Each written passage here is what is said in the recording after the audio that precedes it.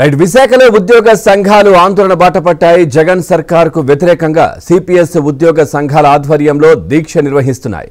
ఇక పాత పింఛన్ విధానాన్ని పునరుద్ధరిస్తామని ఎన్నికల ముందు సీఎం జగన్ ఇచ్చిన హామీని అమలు చేయకపోవడాన్ని నిరసిస్తూ సాగర సంగ్రామం పేరిట భారీ ఆందోళన నిర్వహిస్తున్నారు.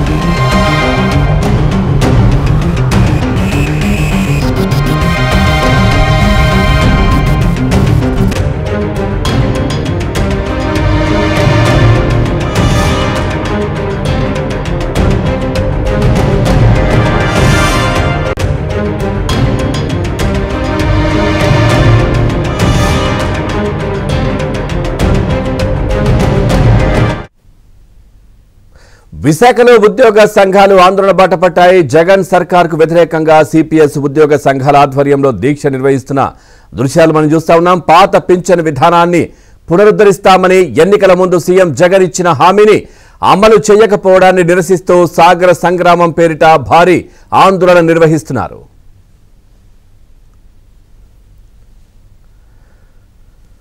రైట్, అక్కడి నుంచి మరింత సమాచారాన్ని మా కరెస్పాండెంట్ రామకృష్ణ లైవ్ లో అందిస్తారు. పూర్తి సమాచారాన్ని రామకృష్ణ, అప్డేట్స్ ఏంటేం చెప్తున్నాయి ఉద్యోగ సంఘాలు?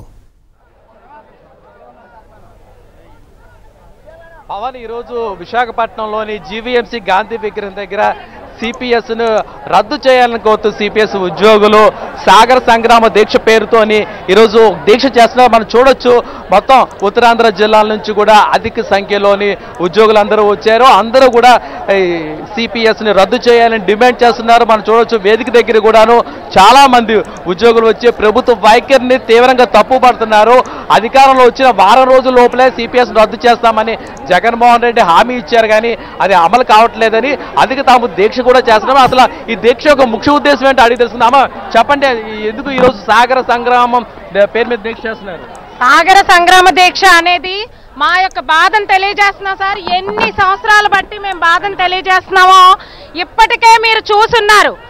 ఎందుకు ప్రతి ఇంటికి వెళ్ళి ఓటు కావాలని అడిగిన రోజు ఈ ఉద్యోగస్తులు ఆ రోజు మీకు గుర్తున్నారు, ఈ రోజు మీకు గుర్తులేరా? ఎందుకు ఉద్యోగస్తులంటే మీకు అంత కక్ష? ఈ రోజు మేము ఇప్పటి వరకు కూడా ఎంతో అడిగాం, మా ఆవేదన అంతా కూడా నివేదించుకున్నాం. ఇంకా మీకు ఓపిక లేదు, మాకు ఓపిక నశించిపోయింది. మీకు టైం వచ్చింది, ఎలక్షన్ కోసం మళ్ళీ తిరుగుతున్నారు. మేము ఇదే చెప్తున్నాం. ముఖ్యమంత్రి జగన్మోహన్ రెడ్డి గారికి వారం రోజుల్లో ఓపీఎస్ విధానాన్ని తీసుకొస్తాం, సిపిఎస్ రద్దు చేస్తామన్నారు. రద్దు చేయలే సరికదా, మోసపూరితమైన జీపీఎస్ విధానాన్ని తీసుకొచ్చారు. మాకు ఇటువంటి విధానాలు వద్దు, మాకు ఓపీఎస్ మాత్రమే కావాలి, ఓపీఎస్ ను మాత్రమే పునరుద్ధరించాలి. ఇదే మా యొక్క కోరిక. ఎప్పటి నుంచో అడుగుతున్నాం, ఇప్పటికే అలసిపోయాం. మా నివేదన మీకు ఇప్పటికైనా అర్థమైందని కోరుకుంటున్నాం. మేడం, మీరు చెప్పండి, ప్రభుత్వం కూడా మీతో ఎన్నోసార్లు చర్చలు కూడా జరిపింది కదా, ఎంతవరకు వచ్చేది?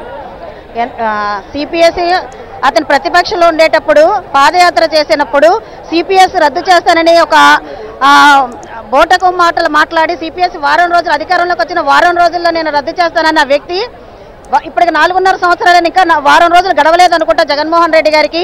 సిపిఎస్ రద్దు చేయకుండా పోయి అనేక చర్చలు జరిపిన తర్వాత కూడా అతను చేసింది జీపీఎస్ అనే కొత్త విధానాన్ని తీసుకొచ్చి దానికి ఎవరి యొక్క అనుమతి లేకుండా మా యొక్క యూనియన్స్ యొక్క అంటే ఆమోదము లేకుండా అతను ఏం చేశారంటే జీపీఎస్ అని ఒక గుదిబండని మా సిపిఎస్ ఎంప్లాయీ నెత్తి మీద వేశారు.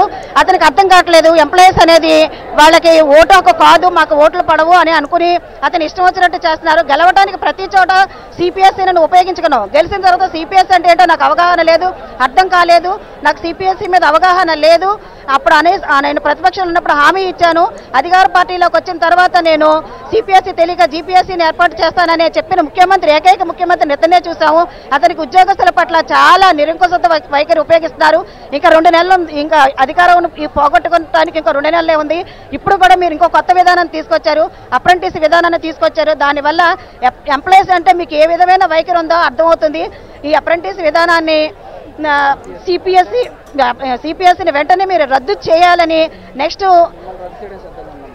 ఇప్పుడు మేము వాళ్ళు ఓటింగ్ పెట్టుకున్నారు. ఆ ఓటింగ్లో మీకు తెలుస్తుంది ఎక్కడ వాళ్ళు ఓటు నొక్కుతున్నారు అన్నది. అంటే నువ్వు సిపిఎస్సిని రద్దు చేయకపోతే మీరు ఎక్కడ ఉంటారు అనేది, నేడు ప్రతిపక్షంలో కూడా ఉండడానికి నీకు అవకాశం లేదని మాత్రం మేము తెలియజేస్తున్నాం.